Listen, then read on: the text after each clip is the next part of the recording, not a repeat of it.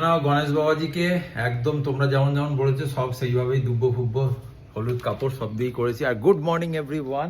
আর একদিন হচ্ছে বুধবার, মানে হচ্ছে আমার বইয়ের জন্মবার। আর পেছনের ব্যাকগ্রাউন্ডটা দেখো, এখন বাজে 5:30। বলো। Good morning everyone. তো তোমরা যেভাবে বলেছিলে সেভাবেই হয়েছে।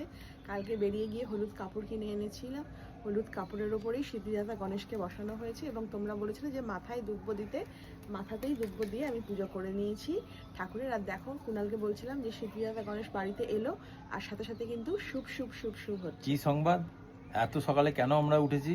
আমরা যাচ্ছি দিদি নাম্বার ওয়ানে। বল। একটা সময় ছিল বিকেলবেলা বসে খুব দিদি নাম্বার ওয়ান দেখতাম, তখন টিউশনও করতাম না আর এইসব আর অন্য কোনো কাজ করতাম না।